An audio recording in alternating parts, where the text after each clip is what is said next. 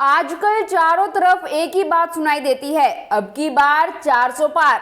ये नारा बुलंद किया है मोदी जी ने, और वो तो ये भी कह रहे हैं कि मोदी की गारंटी पर जनता जनार्दन को इतना भरोसा है कि उन्होंने खुद ही ये नारा बुलंद कर दिया है, अब की बार 400 पार। साथियों, आज चारों तरफ एक ही बात सुनाई देती है, अब की बार 400 पार, अब की बार 400 पार।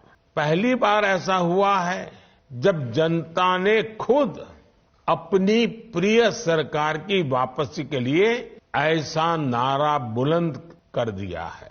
और इतना ही नहीं, भाजपा और गोदी मीडिया तो ये भी कह रहा है कि विपक्ष 100 के पार भी नहीं जाएगा।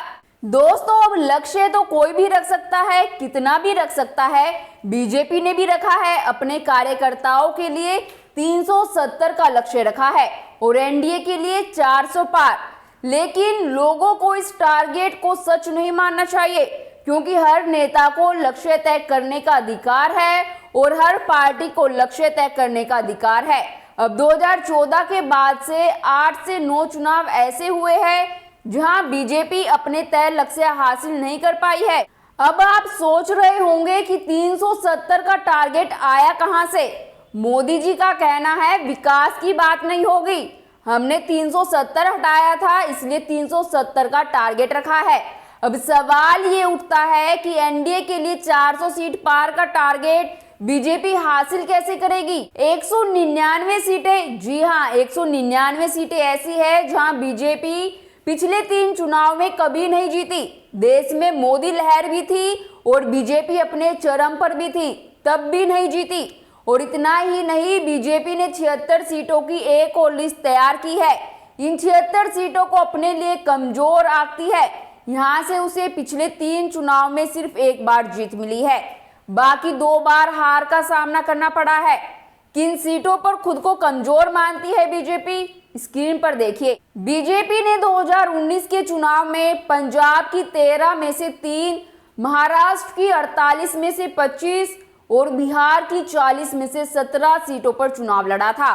वहीं तमिलनाडु में एआईएडीएमके ने बीजेपी को 5 सीटें दी थी। और इतना ही नहीं, बीजेपी ने उत्तर प्रदेश में भी ऐसी 14 सीटों की लिस्ट तैयार की है जहां वो खुद को कमजोर पाती है। बीजेपी ने उन सीटों को चिन्हित किया है जहां से उसे हार मिल रही है या पिछला चुनाव बड़े ही कम मार्जिन से जीता था। एक और कमजोरी है बीजेपी की जिसे वो दिखा नहीं रही है, लेकिन दिख सबको रही है। तभी तो बीजेपी पर राज्य सरकारों में तोड़फोड़ के लिए ऑपरेशन लोटस और सरकारी एजेंसी जैसे सीबीआई, ईडी आदि के दुरुपयोग के आरोप लगते रहते हैं। वो कमजोरी है कि बीजेपी को इस बार 2019 की तुलना में ज्यादा सीटों पर चुनाव लड़ना पड़ेगा, क्योंकि पिछली बार की तुलना में इस बार उसके सहयोगी दलों की संख्या कम हो गई है। बीजेपी का पंजाब में श्रोमणी अकाली दल, महाराष्ट्र में शिवसेना, अबुदब गुट, तमिलनाडु में एआईएडीएमके और राजस्थान में हनुमान बेनीवाल की पार्टी आरएलपी के साथ अलायंस था, लेकिन अब नहीं है। हालांकि महाराष्ट्र में शिवसेना का शिंदे गुट और एनसीपी का अजित गुट बीजेपी के साथ आ गया है, इसलिए महाराष्ट्र में बीजेपी की स्थिति मजबूत मानी जा रही है। अब बात करते हैं बीजेपी की ताकत की। मध्य प्रदेश, छत्तीसगढ़, राजस्थान, उत्तर प्रदेश, उत्तराखंड, हरियाणा में बीजेपी की सरकार है, जबकि असम, गोवा, गुजरात, त्रिपुरा, मणिपुर और अरुणाचल प्रदेश में भी बीजेपी ही सरकार चला रही है। 5 राज्यों महाराष्ट्र, बिहार, नागालैंड, सिक्किम, मेघालय और पुडुचेरी में बीजेपी सत्तारूढ़ गठबंधन में है। उत्तर भारत यानी और हिंदी पट्टी के राज्यों की आंकड़ों को देखने के बाद आप समझ जाएंगे कि बीजेपी उत्तर भारत के कई राज्यों में अपने चरम पर पहुंच चुकी है। स्क्रीन पर देखिए, 2019 में बीजेपी ने उत्तर भारत के कई राज्यों में सारी की सारी लोकसभा सीटें जीती थी।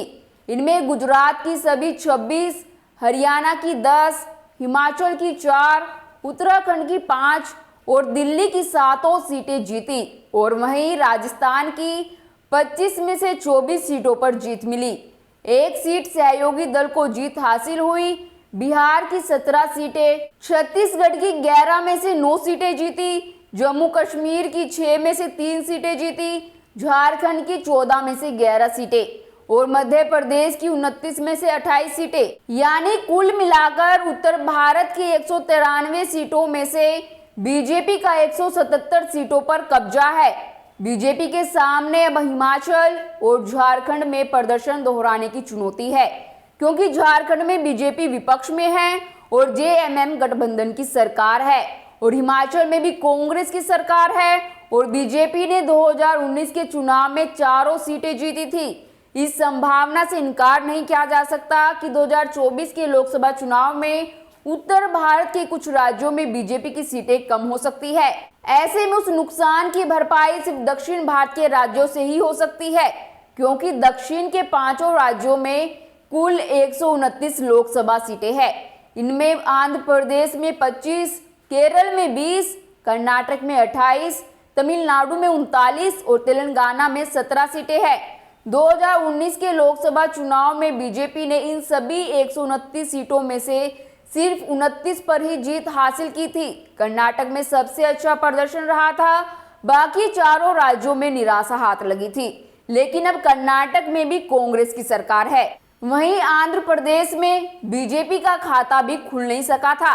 25 सीटों में से वाईएसआरसीपी के खाते में 22 सीटें आई थी, जबकि 3 सीटों पर टीडीपी का कब्जा रहा था।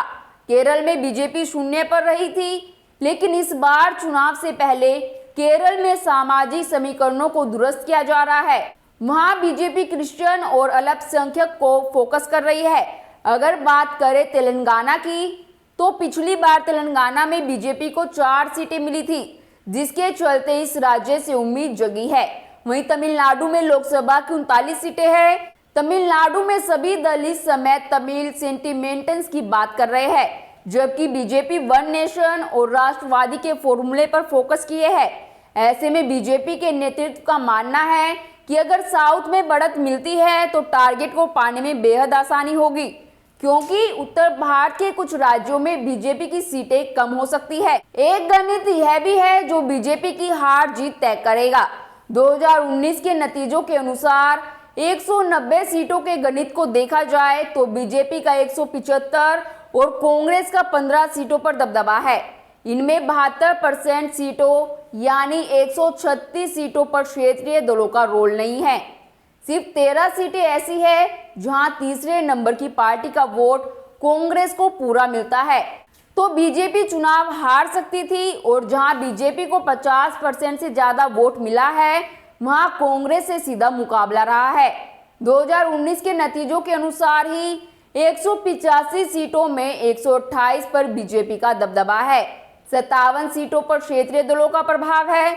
इन 128 सीटों पर कांग्रेस का कोई रोल नहीं है। 35 सीटें ऐसी है जहां तीसरे नंबर की पार्टी का वोट भी जुड़ता है। तो बीजेपी चुनाव हार सकती थी। 130 सीटों में 48 सीटों पर बीजेपी और 55 पर क्षेत्रीय, 27 पर कांग्रेस का दबदबा है। यानी बंटने से सिर्फ बीजेपी ही नहीं, सबको फायदा मिला है।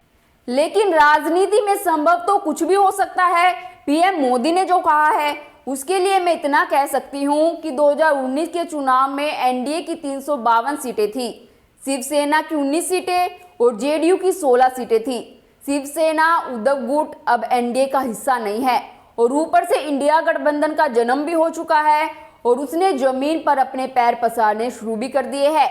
आज के वर्तमान स्थिति को देखा जाए तो बीजेपी के टारगेट तक पहुंचने के लिए इम्पोर्टेंट है कि ज्यादा से ज्यादा सीटों पर विपक्ष का एक उम्मीदवार खड़ा नहीं होना चाहिए, यानी इंडिया गठबंधन का नहीं होना चाहिए, क्योंकि मल्टीपल कैंडिडेट खड़े होते हैं तो विपक्ष के वोटों का बंटवारा हो जाएगा और बीजेपी को सीधे फायदा मिलेगा।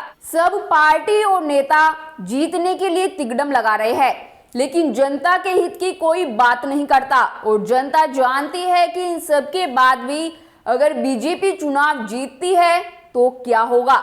इनको अगर अगला चुनाव जिता दिया तो ये नए नए शिगुफे छोड़कर हमारे अगले 5 साल भी बर्बाद कर देंगे। हर 2-3 महीने में ये एक नया शिगुफा छोड़ देते हैं, कभी कभी तो बेधड़क होकर 8-10 छोड़ देते हैं और थोड़े दिन बाद सब भूल जाते हैं, फिर नया शिगुफा छोड़ते हैं और फिर भूल जाते हैं। मुसलमान तो इनकी बुलडोजर वाली सूची में सबसे अग्रिम पंक्ति में हैं। उन्हें तो बताने की जरूरत नहीं कि हम फिर आ गए तो आपके लिए क्या करेंगे। उन्हें मालूम है कि खान पान रहन सहन सब तय करने की कोशिश करेंगे। मस्जिदों दरगाहों के नीचे ये मंदिर ढूंढेंगे। मंदिर नहीं मिला तो उन्हें गैर कानूनी करार देकर तोड़फोड़ करेंगे। उधर किसानों को भी मालूम है कि ये हमारे साथ क्या करेंगे, जो 2-3 साल पहले हुआ था और जो आज भी हो रहा है। फिर वही करेंगे। उन्हें आतंकवादी घोषित करेंगे, गोलियां चलवाएंगे, आंसू गैस छोड़ेंगे, रास्ते में कीले ठुकवाएंगे, बैरिकेड्स लगवाएंगे, रासुका लगाएंगे और कोई समझौता कर भी लिया तो उसका पालन नहीं करेंगे। छात्रों को भी पता है कि ये आ गए तो स्कूलों कॉलेजों विश्वविद्यालयों की रही सही बर्बादी के यज्ञ की पूर्ण आहुति कर देंगे। कोई छात्राएं विरोध में भी आई तो उन्हें आधी रात को विश्वविद्यालय के हॉस्टल से निकलवाकर सड़क पर खड़ा कर देंगे और साथ में बेटी पढ़ाओ बेटी बचाओ का नारा जोर से लगाएंगे। चुनावी बॉन्ड का खेला इस तरह से नहीं खेलने दिया गया तो दूसरी तरह खेलेंगे, लेकिन सुप्रीम कोर्ट को ठेंगा दिखाएंगे। अडानी का साथ, अडानी का विकास जारी रहेगा और इनके विरोधी नेता भी जानते हैं कि अभी नहीं तो कभी नहीं। जानते हैं कि ये फिर आ गए तो उन पर छापा मार युद्ध और तेज किया जाएगा, गिरफ्तारियां और की जाएगी, जेलें और भरी जाएगी, विपक्ष की कमर पूरी तरह तोड़ दी जाएगी। पुतिनवाद का चरम यहाँ देखने को मिलेगा। सब जानते हैं कि ये आ गए, महंगाई अंतरिक्ष की ऊंचाई को छुएगी। लेकिन अब बीजेपी को समझ में आ गया है कि राम मंदिर से काम नहीं चलेगा। विकास के नाम पर जुमले छोड़ने पड़ेंगे। उन्हें बताना पड़ेगा कि हमने पिछले 10 साल में जो भी किया है सब तुम्हारे लिए ही तो किया है।